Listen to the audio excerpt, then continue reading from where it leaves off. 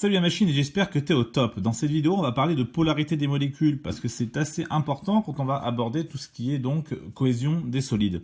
On va d'abord introduire ce qu'est le moment dipolaire, puis parler d'électronégativité et finir enfin sur la polarité des molécules. Donc c'est parti.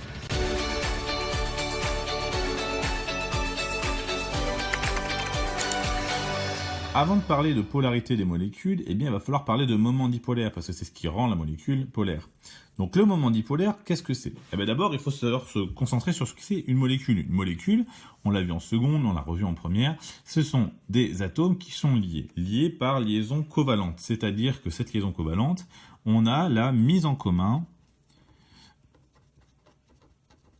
de deux électrons par deux atomes. On a la mise en commun de deux électrons par deux atomes. C'est-à-dire que chaque atome va amener son électron, on va le mettre dans un pot commun et on va se les partager au sein de la liaison. Sauf que les électrons ne sont pas répartis également. C'est-à-dire qu'ils ne vont pas être à 50% chez l'un et à 50% chez l'autre. Ils ont une tendance à aller plus sur l'un ou, bien évidemment, forcément, plus sur l'autre. On va avoir donc du coup apparition d'une charge positive d'un côté et d'une charge négative. La charge positive, en fait, c'est là où on va avoir un manque d'électrons. C'est-à-dire qu'ils sont moins présents, et tandis que de l'autre côté, on a une charge négative qui, elle, va avoir un excès d'électrons à cet endroit. Et bien, ce qui va se créer, c'est donc un dipôle électrique. Un dipôle électrique, c'est ni plus ni moins que un ensemble de deux pôles chargés différemment. Donc, c'est un ensemble de deux pôles.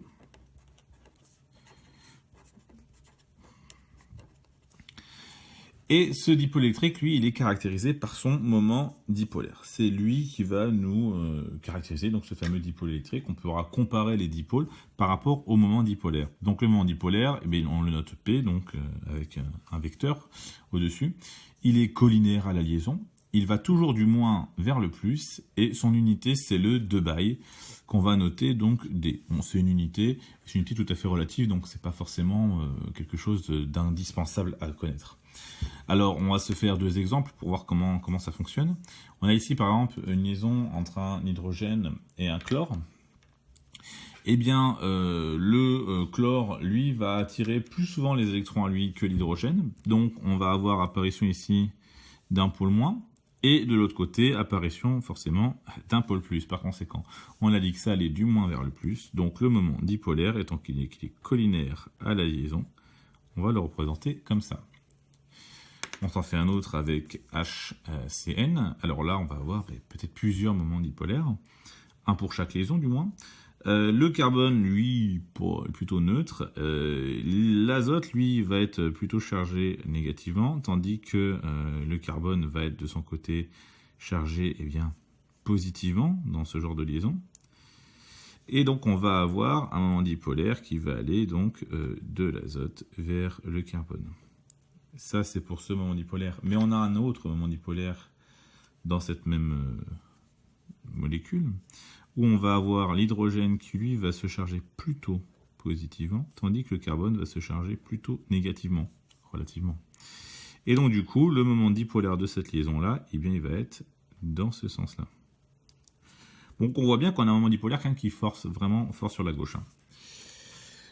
Maintenant qu'on a vu donc ce que c'est qu'un moment dipolaire, en fait, il va falloir comprendre pourquoi il y a ce moment dipolaire et pourquoi, moi, je vous ai dit de façon assez péremptoire que c'était l'azote qui avait le pôle négatif, que c'était le chlore qui avait le pôle négatif, et ça vient de ce qu'on appelle l'électronégativité. L'électronégativité, c'est une grandeur qui permet de prévoir la polarité d'une liaison. C'est ce que je viens de vous dire.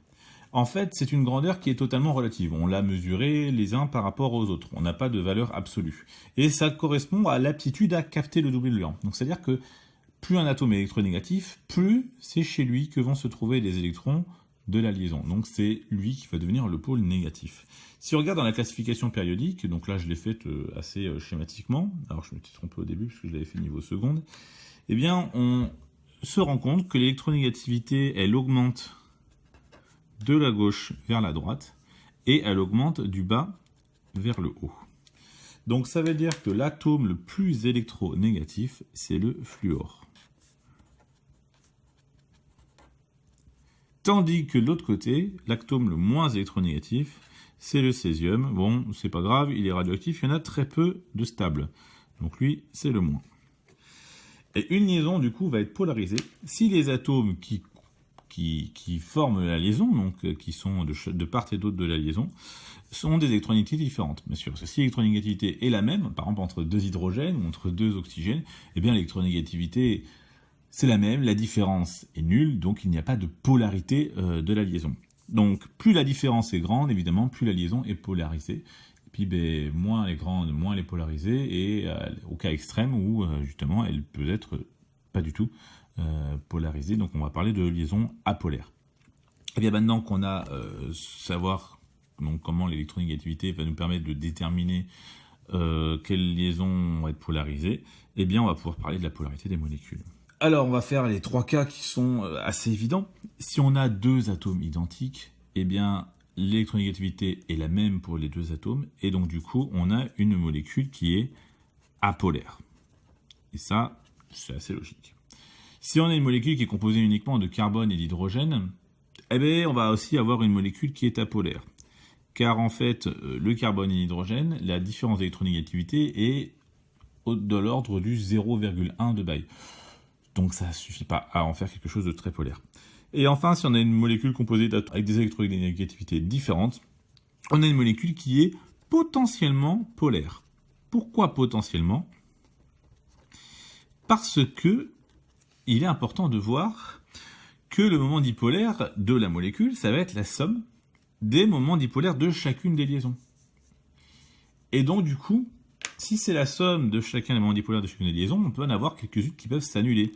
Donc, il va falloir faire attention à la géométrie des molécules. Et ça, vous avez une vidéo qui en parle. La géométrie des molécules va avoir une influence énorme sur le moment dipolaire de la molécule, ou du moins sur la polarité de la molécule. On va se faire un exemple, par exemple, avec ces trois exemples.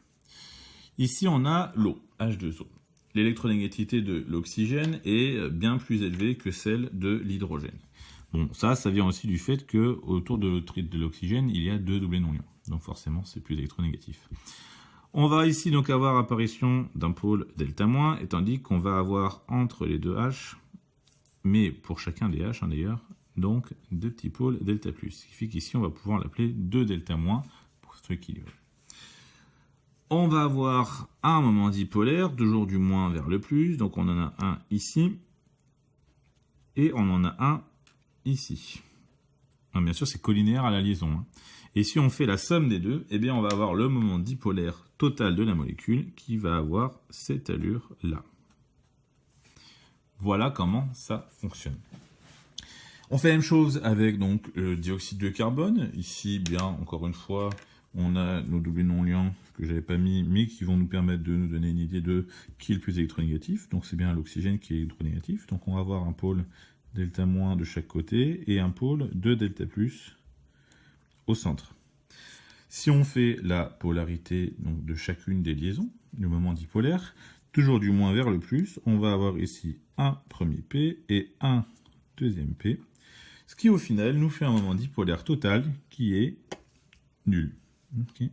Le moment dipolaire est nul. Donc on a une molécule qui est ici apolaire. Et on peut faire la même chose avec carbone entouré de 4 hydrogènes, donc du méthane. Eh bien, on va se rendre compte qu'on va avoir des petits plus un peu partout autour. Et on va avoir un 4 moins au centre. Et si on fait la somme de tous les moments dipolaires, qui vont être comme ça, eh bien, cette somme géométrique dans l'espace va nous donner un moment dipolaire nul. On a encore une molécule qui est apolaire. Donc voilà, c'est fini pour tout ce qui est polarité des molécules.